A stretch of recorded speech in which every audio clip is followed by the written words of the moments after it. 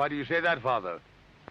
You aren't afraid, are you? No, but I respect some of the superstitions of others. Often they are founded in fact.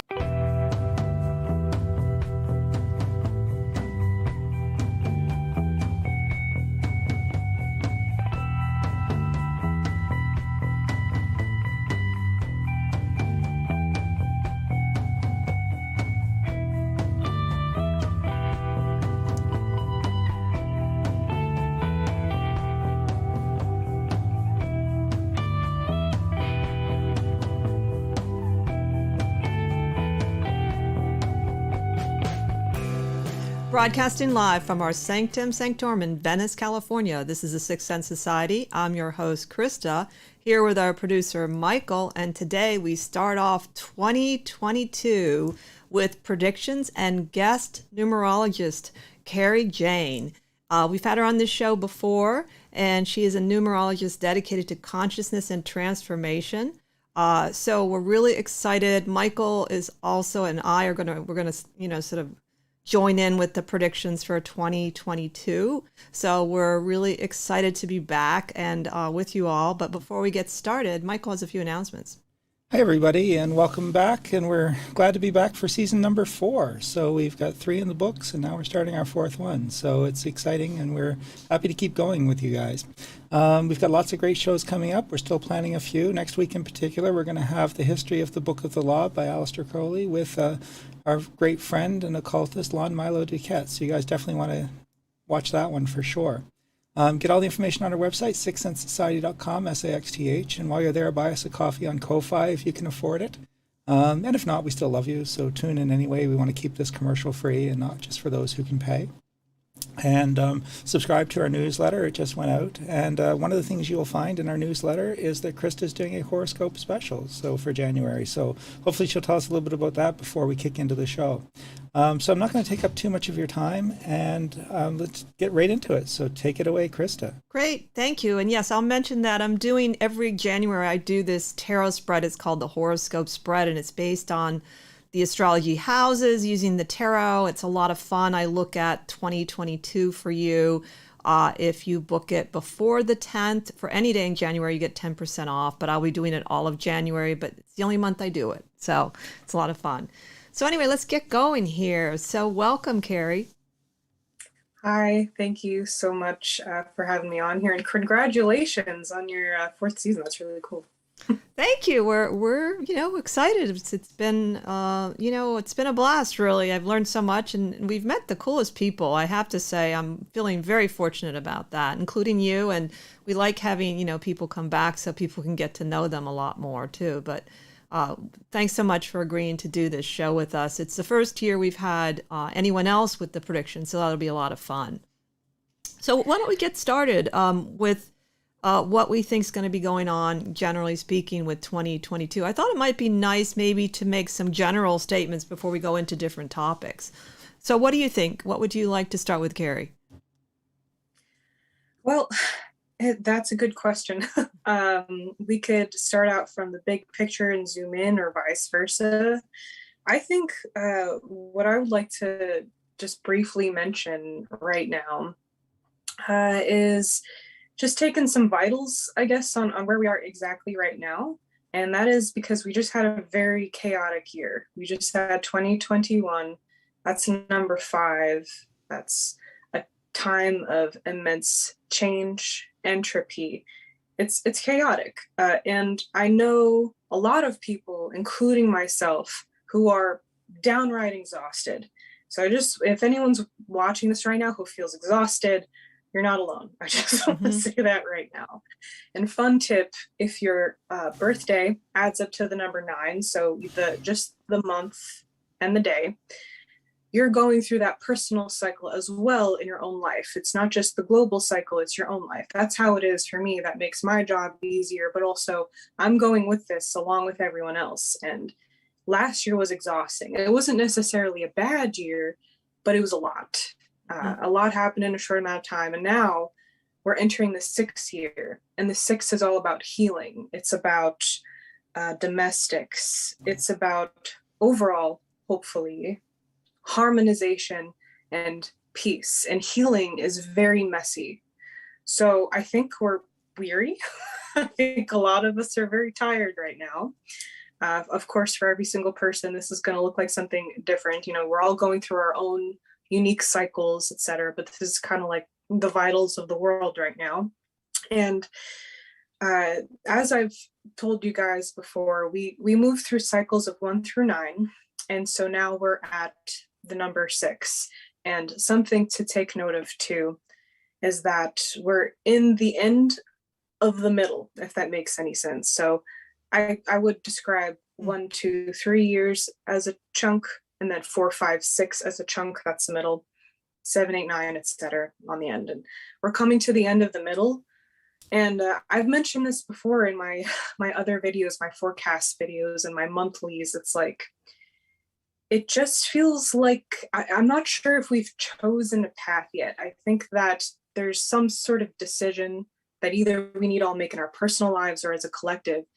It still feels like it could go this way or that way. It's very strange. It's hard to pin down. I hope by the end of this year, we're able to pin something down so that something can happen, whether hopefully it's healing. Hopefully it's something like that. So that's the gist of where I'm at right now with this year. So Michael, do you have any sort of impressions initially you want to share? Just then we'll go and then jump into the details. Yeah, I think I took a quick look at it. And I think I agree a lot with what Kerry's saying. I think that we definitely see a little bit of light at the end of the tunnel. I think a lot of that will be next year more so than this year. So I think she's right. This is the tailing away now of some of those energies we've been going through. And I think that there's going to be some positive stuff as a result of that, things getting better. But I also think there's still going to be some chaos and some uncertainties and ups and downs. So I think it's still going to be a little bit of a roller coaster kind of a year. But I do think also at the same time that there is potential for a lot of success and a lot of things to get accomplished as well. So I don't think it's all doom and gloom and bleak. But I do think, yes, I think it's going to be getting better and moving in the right direction, but still a little bit of chaos and a little bit of roller coaster. I totally agree. That was my initial statement I was going to make, that there is some improvement in 2022, but it was kind of a mix. It's a kind of a mix of healing and some of the same themes that we've been going through over the last at least 2 years, actually probably more for the United States because of our Pluto return.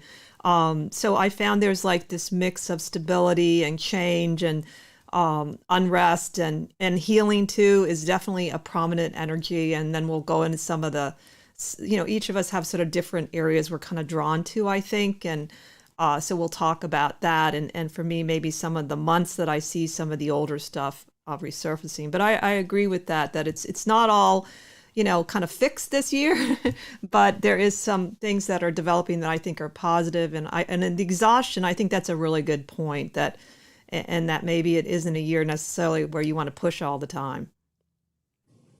So let's think about some of the areas we'd like to talk about. Did you have anything that you wanted to share, like an interest of yours or a category, Kerry?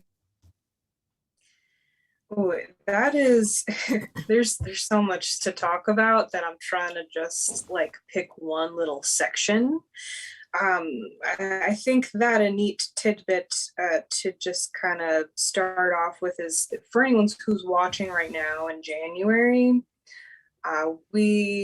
first of all, the transition from November to January of any year is extremely interesting. And that's because October, you kind of like start to sense the next year. And then in November, the month, is the same month globally as it is in January, except in January now you're in a new year. So what I recommend to everyone is to look at where you were in November. We're repeating the same pattern again, except last year it was through the lens of freedom and everything that comes with the 5. Now it's about healing, and the month that we're in now is 7. 7 is a very different number than 6. So with every year that we start, January is always kind of wishy-washy. It's a bit of a contradiction. We've got, the home-centered aspect of the 6, where we perhaps are craving rest or craving things to slow down, some kind of healing. There's themes of community. Everything that we have coming up in this year is starting now. But first, the 7 asks us to take a more analytical approach. This is actually time to maybe not get so involved in your communities yet. It's like, take a step back. It's more about being more introspective and going on an inward analysis and moving through those mental spaces first before you embark on that journey of healing. And I think that we also really need to look at the year 2020 and 2022. There's a link between those two. I've talked about that in my forecast video. It's first of all, they share a link because they're numerically, just looking at it, they're very similar. We got repeating number 2 and a 0. And for 2020 was repeating number 2 and 2 zeros. But also the 4 and 6 have this interesting commonality where they have a lot of similar traits, except obviously one is just on a different section of that spiral of life. And they have this connecting element of the home and our health. So I don't know whether or not to be looking forward to this year or understanding that perhaps this is like part 2 of 2020, because 2020 was such a huge year that there's a lot left unresolved. And I'm like, what is it? I still think the division is so strong. It's just now we're perhaps dealing with it differently than we had been in the past, but yet the contrast is alarming. And it's not necessarily that we have to move through this, so it's not a bad thing. It's not really good to think about this with good and bad, but it's good to acknowledge that we're all going through these challenges together. No one's alone in what they're dealing with right now. Yeah, that's what I gotta say. So, Michael, what is your thought about some of the early part of the year? Also, that concept of the unrest from 2020 may be reflected in this year, too. Yeah, I think that that's very possible. And I guess where I would see that playing out a great deal is some of the, the more violent aspects that we had in 2020. I think there's still a lot of political unrest. I think that we're going to see again, some of the civil unrest and so forth over some very just issues, and maybe that's part of the healing too. We're trying to sort of come to a place of better, but it's going through the fire to get there. But I definitely think that there's still going to be quite a bit of that sort of thing, whether it's protest against police violence. And then I also think a bit of a shift we're seeing too in the economy that I think will continue is the labor shortage, in the sense people not wanting to do jobs where they're not being valued and not being compensated adequately. And so I think companies are definitely going to have to see this as not a temporary thing, but I think that there is a power dynamic shift that's going on. And I think 2020 sort of, started that as a concept, but I think that that's going to continue to play out this year as well. Yeah, I agree with a lot of that, actually. And actually, the first couple months of the year, to me, kind of set the tone a little bit. I like the idea of the analytical side of it. I agree with Kerry about that, particularly for me for February for some reason. And I also, just to mention that, because, the United States has a big impact on the world. We're not going to just focus on the U.S., but that Pluto return is in February, which is 248 years in coming. And I found the most fascinating quote from a writer, an African-American woman, that it has nothing to do with astrology, but the synchronicity with the Pluto return in the United States is in the second house of values. And one of the things that needs to be uprooted has to do with our values and concepts of finances and ownership. And so I feel like slavery is kind of in that too.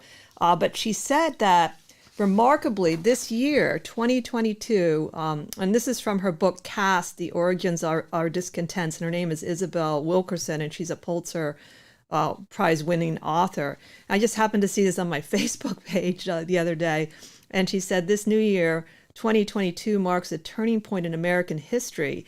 This is the year that the United States will have been a free and independent nation for as long as slavery lasted on this soil. That means 246 years, 1619 to 1865 versus 1776 to 2022. And this happens in July. And I thought, oh my God, that's an incredible time connection with the Pluto return. And so I thought, wow, things are really culminating in the racial area this year as well. And I think hopefully there'll be more progress and healing too, but there can be, like Michael said, I feel like can also be, more, civil unrest and riots and things. But I just thought that was an amazing synchronicity. Yeah, it's pretty incredible, and I wish that I was an astrologer sometimes, or that I had time to really go very deep into that science, because it's pretty incredible how all of this comes together sometimes. Like they occasionally mirror each other extremely well, the numerology and the astrology. One thing I was paying attention to for January was uh, the Jupiter in Pisces, I believe. That's happening right now. Which Pisces is like dreamland subconscious, and 7 is non-material. So it's like, that makes a lot of sense. And 6, heart-centered. It's like you probably could experience like a more spiritual, non-material aspect. And, it's about intuiting this month for sure. But I completely agree with everything that you just said. And Michael, what you were saying before, healing is messy. And I think that a lot of people make the mistake, myself included, that healing looks like getting better. And that's not necessarily the case. In most cases, if you have like a deep wound, healing first starts with unwrapping that thing, looking at it, see it's infected, getting all the bad stuff out, which is incredibly painful, flushing it out, which is incredibly painful. Believe it or not, that's healing. It sucks. It's really hard. We're still chugging along here. And I'm just cautiously watching the world, being like, what's next? That's kind of where I'm at right now with all of this. So, Michael, I know you had said something before the show about the economic side of things. So you want to comment on that? Yeah, I was kind of looking at some of the trends in the tarot and so forth that reflect on the economy going forward. And I actually think that might be one of the bright spots this year. I think economically it could actually be a pretty decent year. And I know some people are expecting bubbles to burst and housing and so forth, but I'm not really sure that I see that happening. I think that there's still going to be a lot of enthusiasm. And then I think also with the markets themselves, we're still going to see, I think, COVID be a factor, and I wouldn't be surprised again late next year to see another big surge and so forth.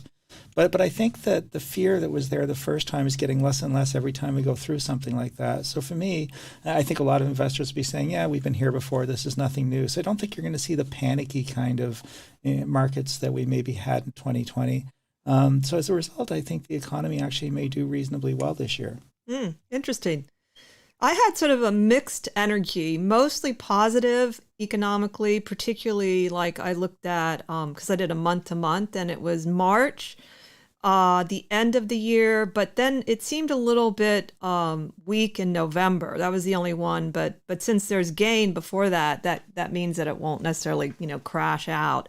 And then I agree with the surge towards the end of the year in COVID, but I also found maybe it's just connected to some of the issues of COVID, with, what if people are going to go along with it, or the restriction seems to be kind of heightened in April and June for some reason. So maybe it has to do with gatherings, large gatherings and things like that. People, some not wanting to, go along with what we've been doing. And then others thinking like kind of a cautious energy around those months. From my perspective, I think that just going off of a literal translation, I mean, you can look at this from many angles, but I always associate the numbers 2, 4, and 8 with health, and especially with physical health, although they're all connected. Health is health. I mostly look at the number 8. I look at the number 8 because it's the material world. When people are having a rough 8 year, for example, it's usually like dealing with a lot of health problems, people moving through either their own or someone in their family, because we're in a 6 year, could be like just not even it's affecting you, but it's affecting you because it's affecting someone else kind of situation. For me, that would occur in February and November.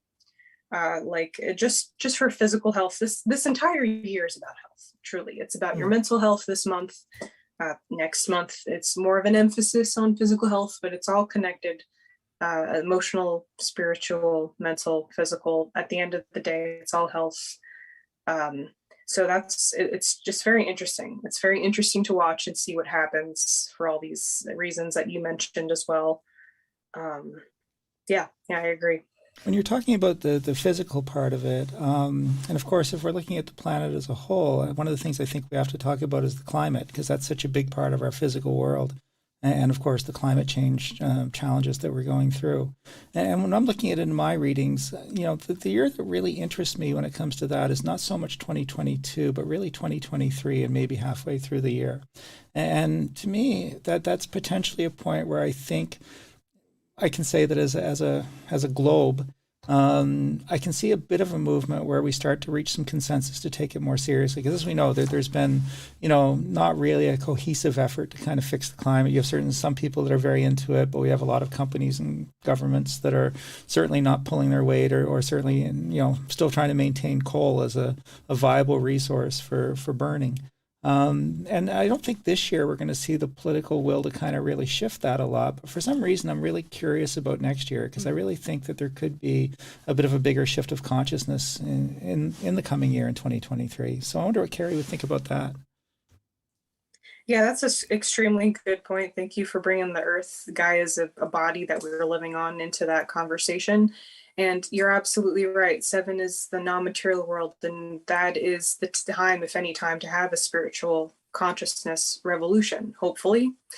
I always say hopefully because, for example, I think we did see this last year in 2021, 5 being such a chaotic, shake it up, revolutionary number. Whenever we approached those 8 months, which I believe was December that we just had, in like March or something like that. I'd have to double check that though for 2021. And each time it passed, I was like, is the economic collapse gonna come? Like, I was just, I'm always hoping like whenever we have a 5, it shakes it up. And then 7 is so great sometime after that, because in between we have healing for sure, but it goes 5, 6, chaos, 6, healing, 7, your mind, we're moving up here. We get to eventually, like you just said, that chapter of consciousness. And it will be an extremely interesting year. I agree.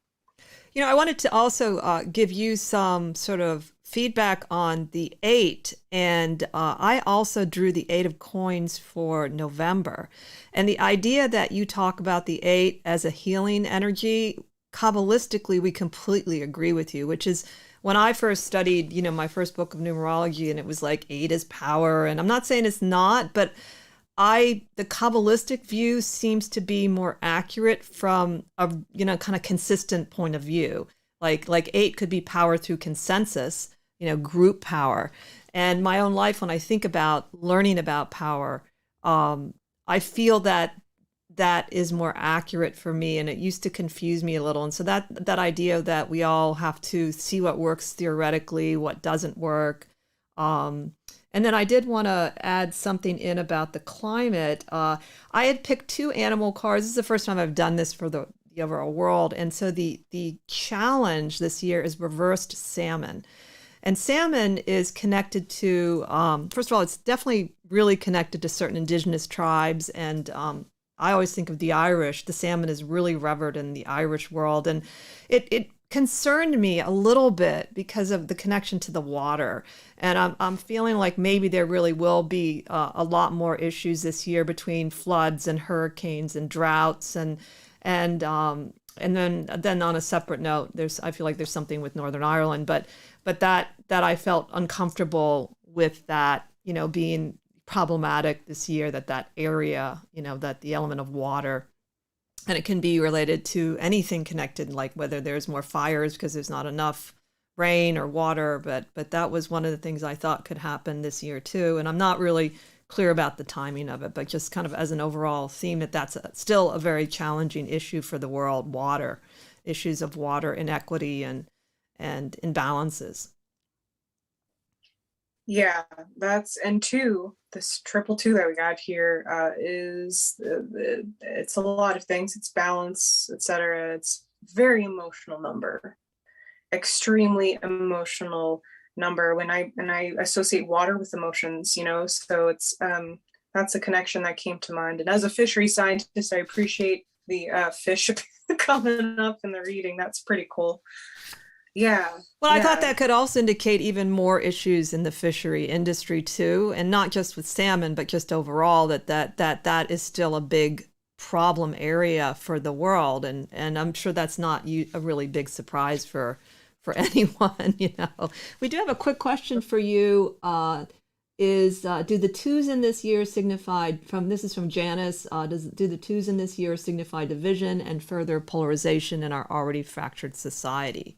Well, for everyone, I guess, a question for everybody. Yeah, that is the concern, because that's already happened. We've already seen that in 2020.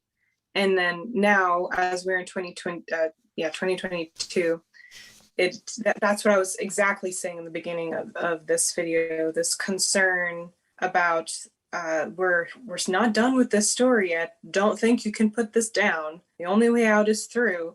The contrast is stark. We have to strike a balance. We have to make a choice. It's about choice. Do I go left or do I go right? Do we, this is left, this is right. In the middle somewhere is a happy place. Let's figure out how we can harmonize that. That is everything about the six as well. It's just making sure you have these two contracts. There's incredible dissonance, especially after 2021. 5 is utter dissonance. We need to strike a balance, have that harmonize. And will that happen all in 1 year? No, because we're in a 2 millennia. This is the chapter that we're in, but it's coming to a head in this century. It's coming to a head. We'll be dealing with this. And, we're in the times where the things that are happening now, everything that we're talking about in this video is going to be historically perceived as turning points. For sure. It's going to be like, when this happened. And we don't know what that future point is, but if we were to look back, it'd be like, this is when that started. So that's, I think the future is always changing. I personally don't like completely predictive readings, because I think that we're really birthing our future as we go along here. I'm sure there's one most probable outcome, but who knows what that is. And it's very emotional time, very much it's a little scary, and it doesn't mean that it's going to be bad. The good thing about this, I think, is that we kind of take a step back and look at like our relationships, because a lot of us lost a lot of people in 2020.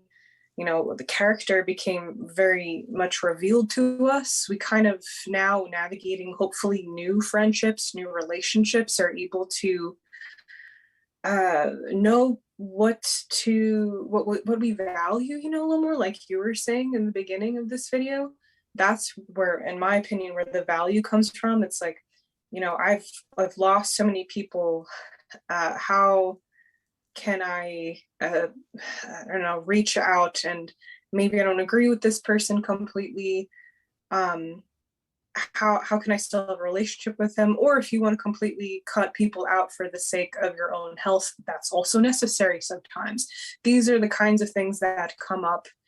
And I hope that at the end of it, we are able somewhere to find some seed of love that we all have, that we desperately need as human beings, some human connection that we very much need, especially after losing a lot of people. A lot of people lost people physically from this earth during everything that happened throughout this health crisis. It's like, how much energy do you have to hold on to your story? That's where it's coming to now. When are you going to let go? Maybe, like Michael's saying, that's when it happens in 2023, when it's like, that's when you start to realize, I've been holding on to this story for so long. Yeah, what do you think, Michael? Yeah, I agree. I think that 2023 is going to be a fascinating year. I think that this year is going to be somewhere in between. I really see it as sort of a continuation of the last two in some respects. but, very possibly coming towards some kind of a turning point or fork in the road where we'll choose to go in a different direction. So in the long run, I think it could be good. So it's going to be fascinating for me to see how this all plays out this year. Because as I said, there are those sort of, chaotic roller coaster energies, but that's not always a bad thing. As I said, it could just create opportunities for dramatic change, especially in the coming year. I also saw, like, looking at sort of the themes of the cards, like this struggle this year between individuality and collective energy in general. And I think that that's a necessary progression, because I picked the reversed ant for the ally this year. And ant's usually a team player and a builder. So reversed, it is more about the individual. And then, like Michael said earlier, I think the breakdown of certain groups of labor forces has to happen. Like that, people can't just go back to what the menial work and the jobs. And I think that's a really good thing that continues to happen. But there was one interesting phrase when I looked up ant, and it's sort of like reversed ants. It's a time to trust natural law over the collective influence. And I thought that was natural law. I said, oh, I like that idea. And because there's a lot, I think there's going to be a lot of that kind of individual energy kind of pushing through because of social media and how we have to trust something other than that even to become individuals that can work in collectives, because the way we're working in collectives now is just not working. Look at the parties, the political parties. It's just not working. So that means we have to, it's sort of like a paradox. We have to kind of work on ourselves, but still be willing to connect collectively. And it's a kind of a dance, I feel, a little this year. You're absolutely right. That was so well put. I agree. Yeah. And I mean, this is for anyone watching right now. I mean, this is kind of a given at this point, but also don't forget the extremes. Like, this is extremes. You have two parties, you have two this, you have two that, you have the rich, you have the poor. Well, this is our storyline right now. I don't know when this is going to end. Like I said, this is a millennium, and then this is a century. But eventually, this chapter will move forward. And it's pretty incredible how up and down day-to-day life can be. And we're all pretty much, I think, either whether we like it or not, we're going to have to create our own peace. I think we're going to have to create a little well of harmony, of wellness, of what have you. And I am very curious to see what happens with the Great Resignation and everything after that. I think that honestly in 2024, that'll be an 8-year. And I was wondering, will that be when the collapse is? Will that be when, actually, we have to literally restructure our entire banking system because this debt-based economy combined with incredible capitalism, basically designed as an empirical society, is not working anymore. So we got to just, that is some thought I always have too. But that's a little far away. I wasn't going to necessarily.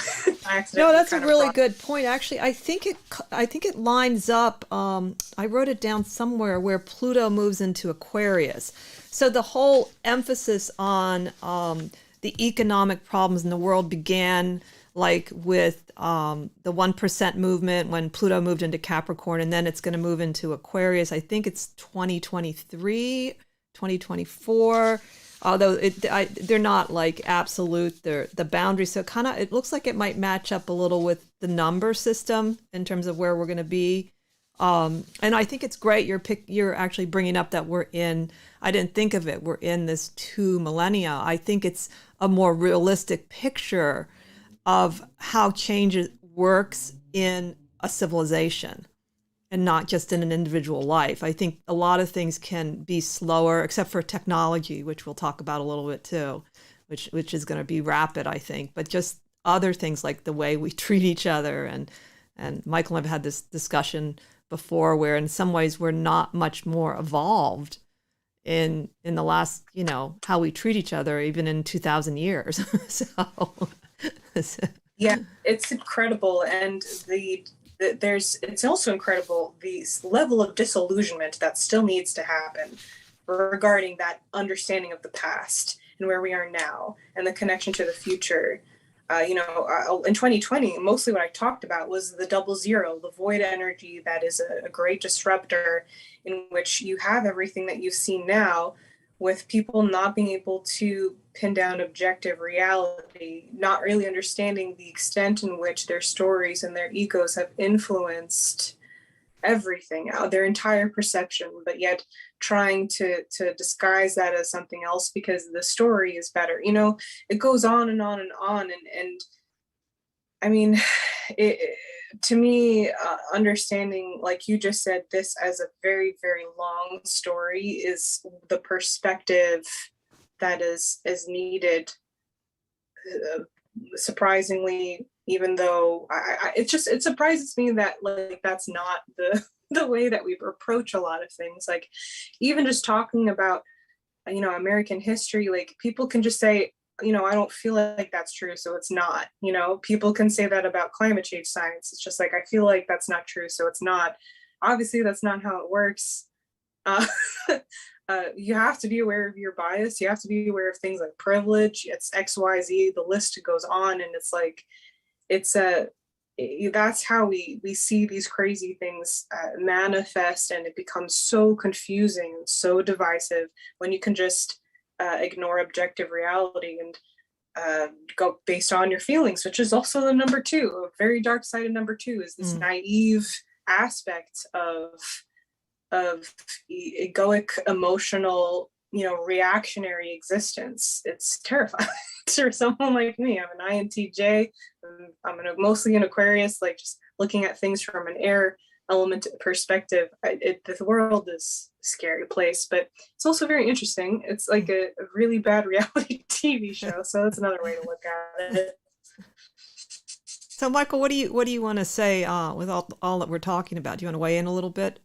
Yeah, I mean, I think I agree with pretty much everything you guys are talking about. And it's really interesting to see that we're coming from different points of view from the tarot and other systems and numerology. And yet there is sort of I think we agree a lot more than we disagree on some of the themes, which I think is really, really cool. And yeah, it's going to be a fascinating year this year. And it's so funny when Kerry said how 2020 was disruptive. Boy, that's a really great way to describe that year for sure. Yeah, I totally agree with that. So I also I was going to mention, it seemed to me there was a lot of feminine energy in the cards overall. I mean, feminine, which can reflect like politically into women and girls. And I thought there would be more attention even on things connected, the issues connected to the women and the girls, and hopefully the missing Indigenous women and girls, and all of that placed. And then I did sort of a quick look at Roe versus Wade, and I thought it was going to be upheld, but there was something a little weird about it. So since it's the first time I've really looked at something like that, it looked like they're supposed to have a decision in July, but I thought it might be August instead. And it was largely positive. It wasn't 100%, but I still felt, okay, I'm going to sort of like bet on that it's going to be upheld. And but I do think there's more coming to the surface, and some of it will be because of the healing aspect painful. Like I don't think it's going to be, everything's great necessarily, but I felt there was a lot of sort of energy around the feminine, and that could also indicate women and girls throughout the world, especially since there's a lot more girl power that's been happening, I feel. Yeah, women's health issues is a huge part of this for sure. I don't even know how to begin talking about that, but absolutely. And it's the way that we treat the earth mirrors how we are treating women. I'll just say that. I think the earth to us is something that you use and abuse. It's a thing that exists for us in our crazy paradigm, when really it's because that exists we are here. It's the other way around.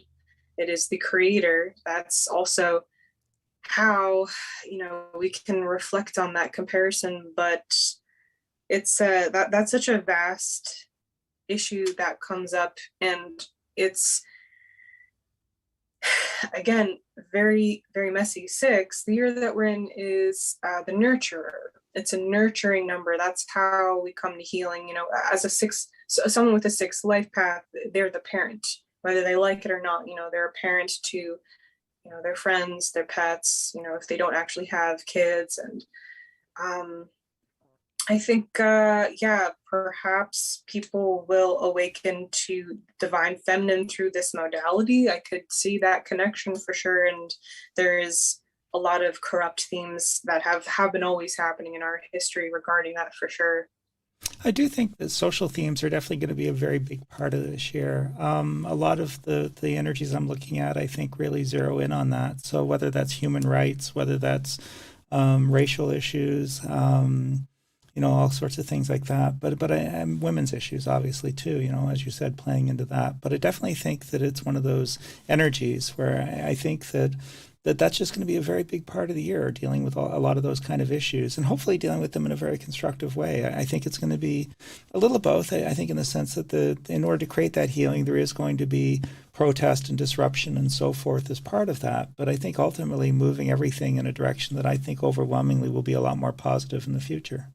Yeah, I totally agree. It does seem like that collective energy of things that, represent the injustices that started, some of them in 2020, as far as getting more attention, is going to continue. And I think there can be some more breakthroughs around that for sure. I also thought there would be some interesting rise in some new leaders in the springtime. I thought, I got a feeling it could be both positive and negative, like in terms of, but more visibility in terms of who they are and what they plan to do in the world and what they're already doing. So I thought March was kind of interesting for that, kind of as a focus. March for me, I have, I think that will be a 9-month. 6 and 9 are natural matches. So that's always something to think about, something that comes together and is like a little boost, perhaps a major theme for the 6 year happens then, you never know.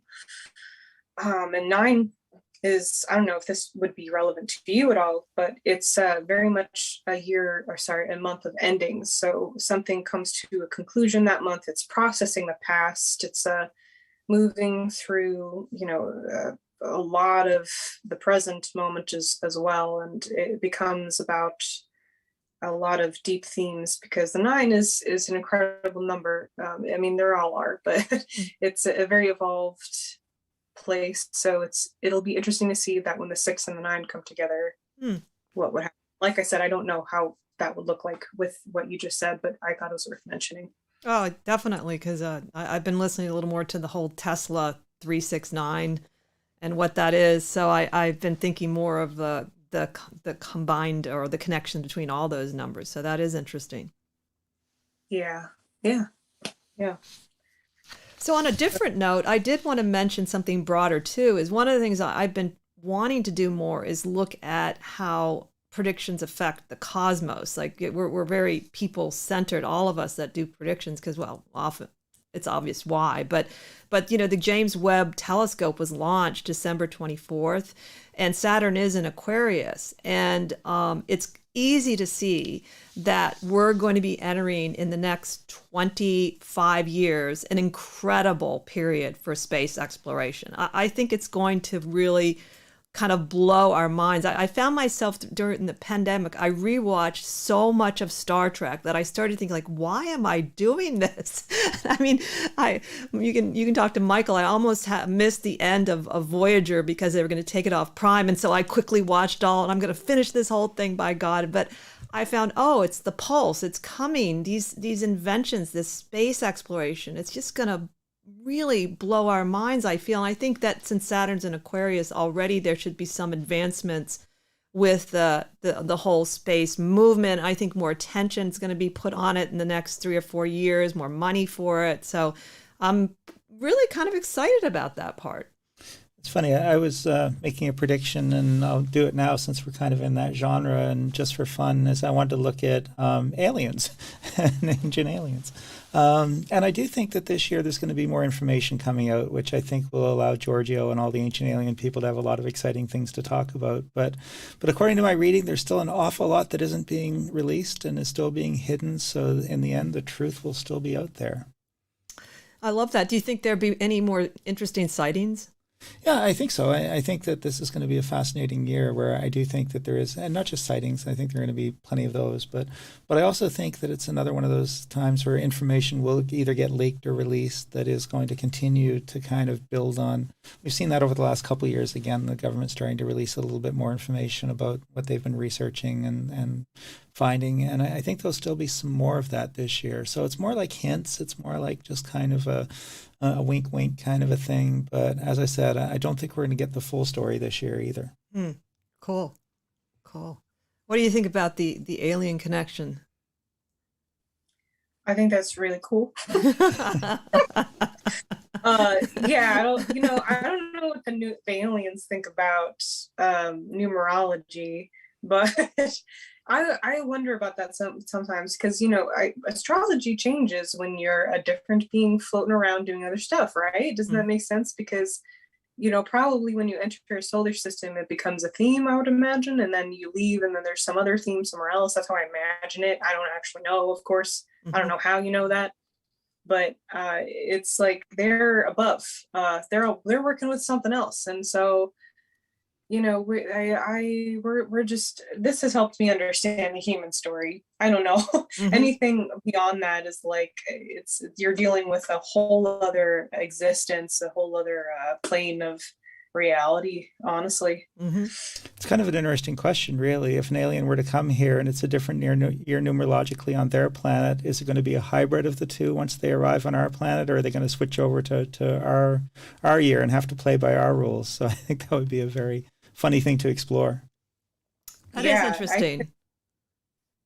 Do they take their personal vibrations into other universes? Good question. That's what I'm wondering, actually. Yeah. And it's does vibration, is vibration even like pinned down that specifically when you get to that level? Like, do you move through such specific clockwork chapters anymore? Or is it just all one, zero? The number 0 would be that. That is like inside and outside and everywhere all the time, almost omnipresent. And it's like, I don't know what the right word for it is. Honestly, it's beyond our mental capacities. It's hard to find a word for this. The human brain, it's really hard to comprehend it with our language structures and our everything. That's really hard. And I think they exist outside of that. Not that that's not anything that they ever deal with. I think it's so rudimentary to them that it's not even relevant. It's like, I don't know, like some old technology to us that it's still relevant. It does work like that. But also there's this that you haven't found out yet. I don't know. There's so many paths that you could walk down philosophically with that. It's interesting. Yeah, the whole vibration idea I would like to explore more in detail someday, because it's thrown a lot around in the New Age movement in ways that I think are kind of superficial, and yet there's great minds like, again, Tesla talks about everything being vibration, and then there's this kind of misunderstanding, like your vibe is not good. And I don't think that's quite what is going on when you're talking about higher vibrations and lower vibrations, not necessarily being lesser, but more dense, so we're, that I think it'd be interesting at some point to really dig into what is meant by it. And if vibration is the same everywhere in all universes, or does it vary? I don't know. It's a kind of cool idea. Good question. Yes, I always wonder that, because this is a duality conscious world. This is a duality world. Is it like that everywhere else? Like what? I don't know. That's something I've always wondered. Yeah, and that's connected to the two, the whole duality. I did want to mention about the 6 in the Kabbalah. It is the center of the tree of life. And I mean, in sort of some well-known people like Deanne Fortune writes in her book that it's where the higher self descends into the personality. And so that connection to the higher self could be easier under a 6. And then we find in readings that 6s have a need to be flexible and that they sometimes have a vagueness about them. But one of the words we like to use is faith, and not in a religious way, but sort of having faith that you'll figure things out and that, let things unfold. And so that's just more from the Kabbalistic point of view. Yeah, I think that when harmonization is your thing, when a vibration, that is vibration, you're the vibration of vibration, it's just like not being able to be so separate from everything, not being able to, like one tune affects another tune. It's like a song, it's all comes together into one. And so that makes a lot of sense to me in like a compatibility aspect, so to speak, or I don't know. It's a very, very philosophical discussion that, like, if I were to ponder about, I think I'd have some deeper insights, and that's really interesting. Michael, I think you wanted to say something about Bitcoin. Yeah, I mean, everybody's into it. So I did want to look at that too, crypto in general. And I think that there's going to be some significant gains made by it again this year. But I think you got to be very careful. And I'm looking at energy, especially over the summer, where there could potentially be a bubble that will burst in it. So got to be on your toes, guys. If you're going to be investing in it, I just don't think it's a set it and forget it energy this year. And I think that there's the potential to do well with it. But again, I'm just looking at that summer energy when it comes to crypto, and I think it could be very challenging. We could see a very significant correction. Interesting. Yeah, I saw my first Bitcoin ATM in Venice. So that was interesting. I didn't know they had them. Yeah, I'm afraid Bitcoin is going to still be a thing. But as I said, if you're going to invest in it, there's just a lot of wild fluctuation. And it's been that way, but I think it's going to be even more so this year. So maybe it's because it's an emerging disruptive technology that's struggling to be born. And I'm sure that there are plenty of traditional forces trying to keep it at bay for their own reasons as well. But and I don't want to get into, again, the politics of it so much, but I think if you're going to look at it as an investment, especially over the summer, I think just be very, very cautious. Mm-hmm. Good advice, I think, because I definitely have clients that ask about that. So there was one more thing I wanted to mention about the reversed salmon. I did mention that I was a little concerned about Northern Ireland, the old scars and battles coming out again and resurfacing. And then there was an interesting key phrase I got from the medicine card book about reverse salmon, and it was recklessness may keep you from achieving a goal. And I thought, wow, recklessness, that's a good one for 2020 and probably for 2022. That's the challenge, not to be reckless, whether it's in your personal life and relationship to the larger world. And so that idea, maybe going back to the beginning where Kerry was talking about, the analytical side of things and kind of going within. And so just sort of a cautionary note. The animal cards really can be helpful in terms of how to approach things, I find. I have an animal card deck that I really like, and yeah, it's really interesting. I use card decks for supplemental purposes in my practice, and I'm a numerologist first and everything second, and I find that it's really interesting, just as a quick side note, how like each deck, not even just Oracle and Tarot, but each deck individually within that category offers something interesting like that. Now that you said that, I agree. Actually, that does make a lot of sense when I pull out like the animal totems and elements like that. But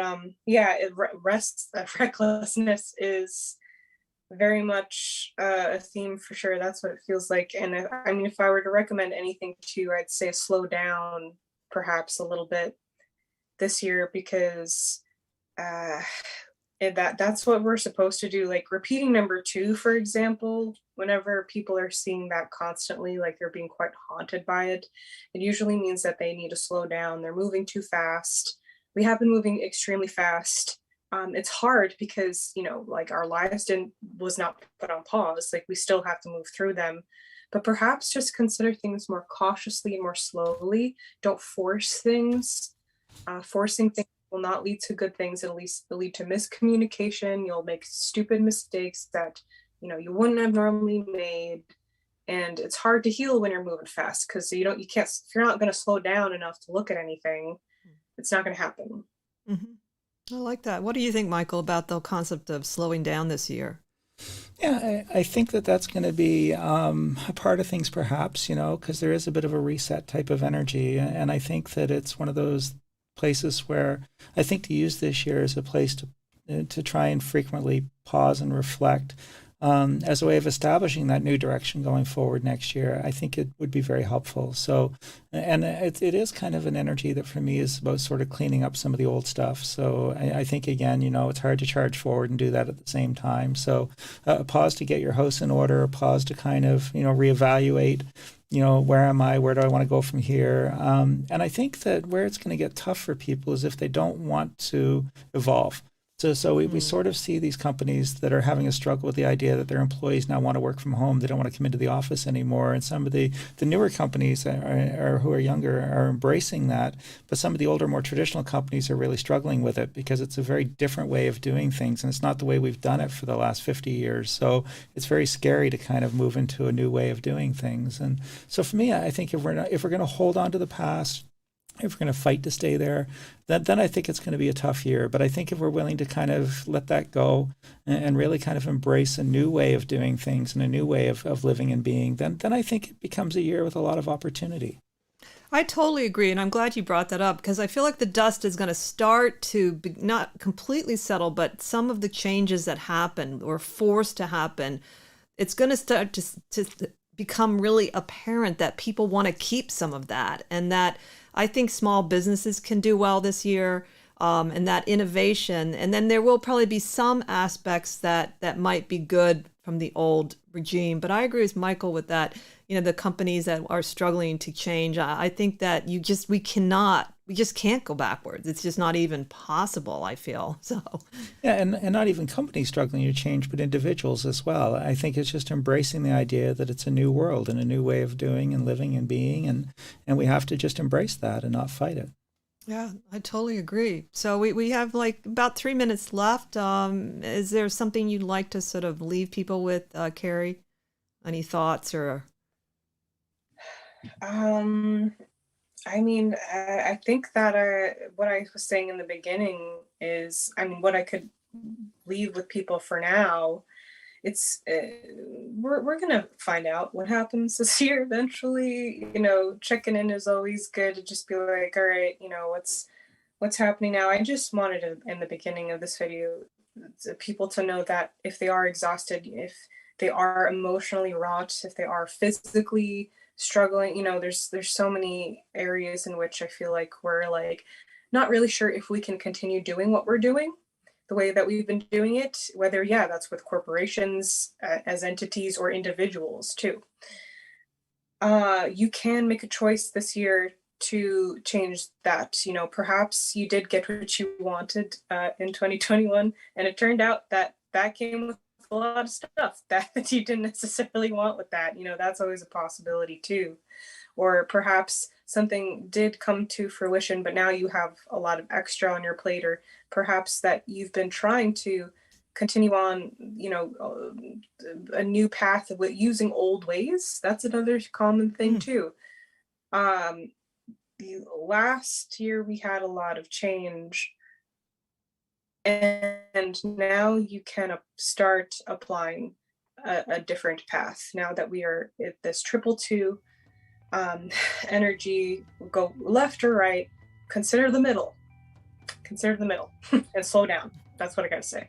I agree. That's lovely. That's a wonderful way to sort of end the show on. And make sure if you want to get a reading with Kerry Jane, then you can go to our website. Her contact information is all there. It's Metanoia Souls, and she also has a YouTube channel called Metanoia, Metanoia. But go to our website. The contact information is there as well. And thank you all for tuning into our first show of 2022. We look forward to bring you some new guests, some old friends, and we hope you have a wonderful, meaningful 2022 as well. So join us next time as we continue to explore the esoteric and the obscure together. Have a great week.